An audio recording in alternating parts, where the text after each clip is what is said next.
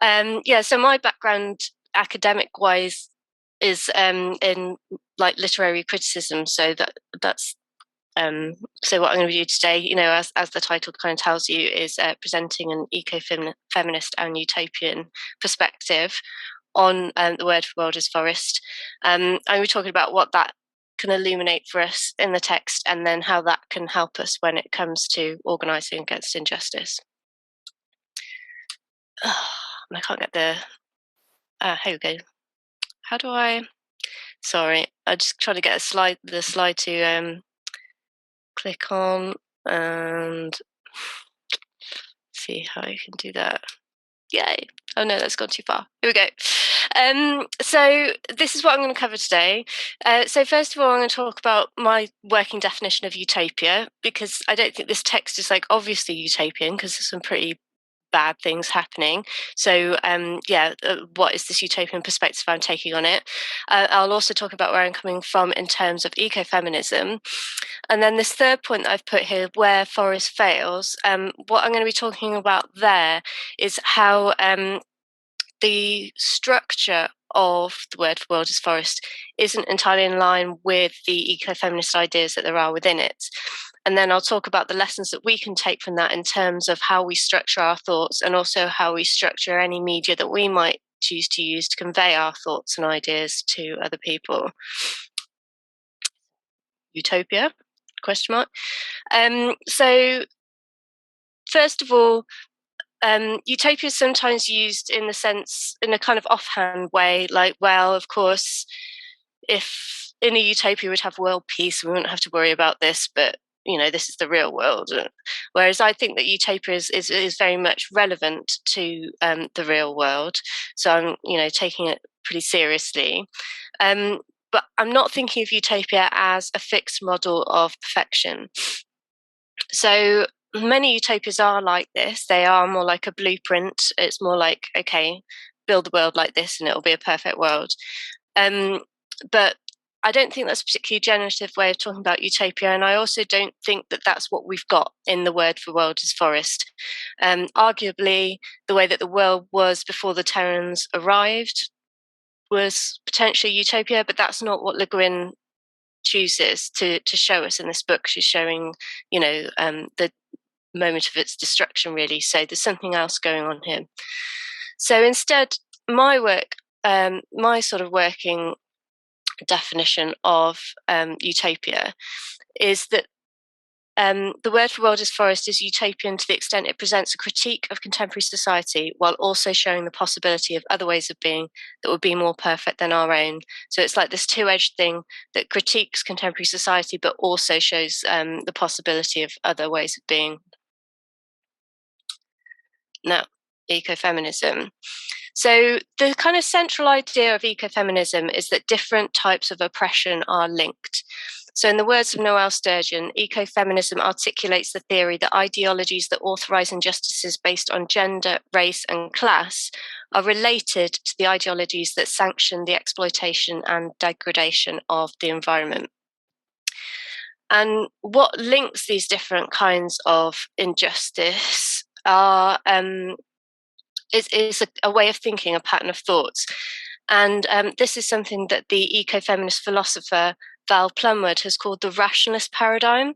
So this is where I'm starting to really see the links with Christian's talk, because there's this idea that in our kind of Western culture, being rational and being reasonable is like where our culture gives like all the power.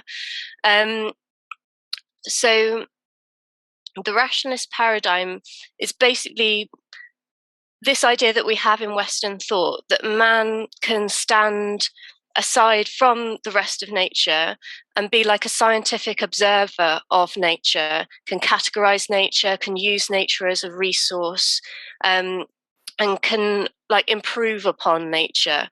And the thing is that this man who does that is a very particular type of man.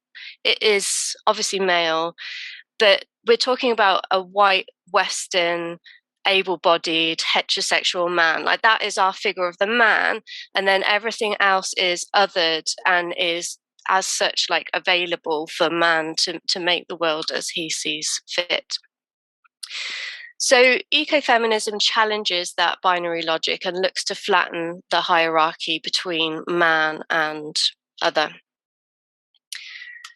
Where I see ecofeminism in the word for world is forest, I mean, I think that Captain Davidson pretty much single-handedly demonstrates how various types of exploitation can be connected and how the masculinist master figure can be the architect of ecological destruction.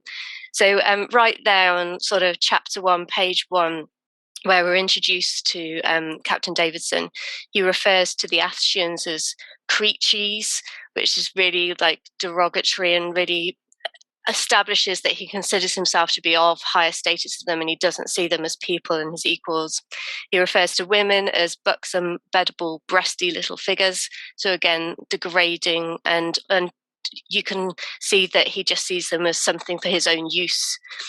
And he says he believes Earth was a tame planet and new Tahiti wasn't. That's what he was here for, to tame it. So I really see him as the archetype of this man who stands and looks at the world and goes like, right, I'm going to make this into what I want it to be.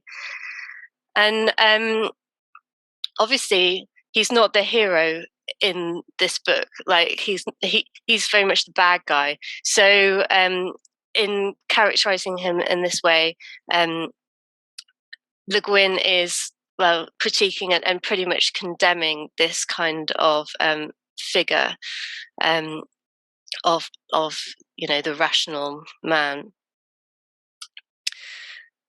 So while that's like a really strong and definite critique, when you look at the text as a whole from an ecofeminist perspective, the structure of this text doesn't break with these masculinist traditions, this kind of binary logic, even though it has this sort of critique within the content of the text. So first of all, it retains this human other binary in its division between the Terrans and the Athshians. And the hierarchy between them is flipped. So we have the Athshians as kind of preferable, but even so, that sort of binary division is still there. And then we have Selva as the lone male hero of the Athshians. Now, this is a story which is kind of like ubiquitous in Western culture, which is that there'll be some sort of crisis, and then a man will come along who can take control and save the day. And I think that this just goes to show how this rationalist paradigm, it doesn't just like govern how we relate to nature and the environment. It's something which is really fundamental to Western thought, and it's there in our cultures. It's embedded like in the stories that we hear and those that we expect to hear. And then if we're not conscious of it and we don't sort of make this conscious effort to do otherwise, it can then appear like in the stories that we write and that we tell ourselves. And I think that is kind of what's happened in the word for world is forest. In the words of the ecofeminist critic Gwyneth Jones, the Athshian protagonist is male. Explicitly, his wife has been killed in a brutal rape, and implicitly, his whole planet is being raped by capitalist exploiters from Earth. His heroic task is to defend the womanhood of his world. So, although it has ecofeminist ideas within it, the form of the actual text is inconsistent with those ideals. So the lesson to take from that is that we need to consider the structure as well as the content of our thoughts. And like what I need to say here is that like this isn't me just going, I'm a genius and I've worked this out, because this is exactly what Le Guin goes on to do herself. So I'm thinking particularly in essays like Science Fiction in the Future, like a non-Euclidean view of California as a cold place to be, and the carrier bag theory of fiction. She starts writing about and exploring genres like science fiction, like utopia, and the actual novel form, and trying to work out if there's a way of doing things differently that would break from some of these traditions. And I think that she really achieves that in Always Coming Home, but that's another presentation entirely, really. But going back to the lesson that we might take from the word for world is forest, that we need to consider the structure as well as the content of our thoughts. Like, how would that work and how would that help us when it comes to organising against injustice? So the benefits of being able to escape that kind of binary logic would include avoiding essentialism. So avoiding the idea that, man is like this, whatever other is like this, like other people's nature or women or whatever, and that there are essential sorts of differences, like even if the hierarchy is flipped, like in the word for world is forest. Avoiding eco-authoritarianism and avoiding colonial logic. So I want to go on and say a bit more about those last 2 points that I've suggested. So first of all, avoiding eco-authoritarianism. I've chosen to use as an example here a TED talk by the utopian scholar Gregory Claeys. Now, the reason why I've chosen this as my example is because I totally agree with everything he says in the TED talk. And I also know that he's someone who is entirely well-meaning and who very earnestly wants to, through his scholarship, be able to help the world get to a better, be on a better course than it's on currently. So what I'm doing here is I'm choosing something where I can say, I completely sign off the ideas, I sign off the intention. It's only the structure that I want to isolate and talk about. So in his TED talk, Gregory Claeys first talks about the dire situation that we're in. He then sort of outlines the parameters for a more utopian way forward. So that's what's listed on the slide: the universal basic income, taxes on wealth, 4-day working week, co-op corporations, free public transport, real community cohesion, and all powered by sustainable energy. And then he concludes by saying the only way you'll do it, so the only way you'll bring this about, is by getting out in the streets and making everybody else aware and our governors aware that this has to be done. And I think that's a really sort of natural feeling for what it is that we have to do. Like, we can see that the world is basically being mismanaged, and we want to go out and say, no, everyone do it this way instead. But the problem with that is that we might then ourselves assume that position of the rational man who's observing the world and says, I've got the ideas to make the world as I think it should be, and I want everyone here, all of you, to help me make this world. And so although it's coming at it with very different ideas, it's still using the same kind of structures of thought that have kind of caused the problems in the first place. And the other thing that I think we need to be really wary of is, especially where we are white Westerners, we've got a 500-year plus history now of going out to the rest of the world and saying, we know the best way to do things, everyone do it our way.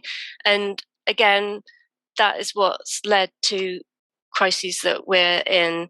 And, that leads me on to my next point, which is avoiding colonial logic. And I want to make the point as well that when I talk about colonial logic, I'm including this idea of colonizing the future. So I think that everyone it's quite clear that you can't just turn up on a continent as has been done in the past and say, oh, I'm going to build a new world here and obliterate whatever's there currently. But when it comes to this idea of colonizing the future, it doesn't necessarily feel unacceptable.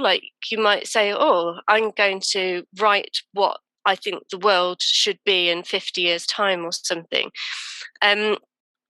And this is something that Le Guin talks about in her essay Science Fiction and the Future. She talks about science fictions where space and the future are synonymous.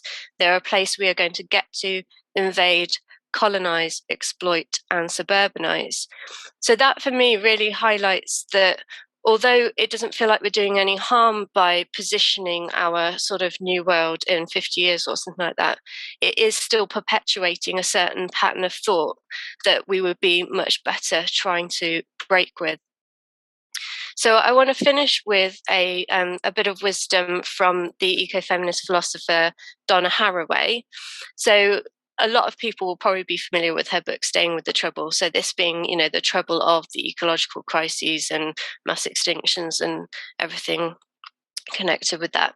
So she says that staying with the trouble requires learning to be truly present, not as a vanishing point between awful or Edenic pasts and apocalyptic or salvific futures, but as mortal critters entwined in myriad unfinished configurations of places, times, matters, meanings.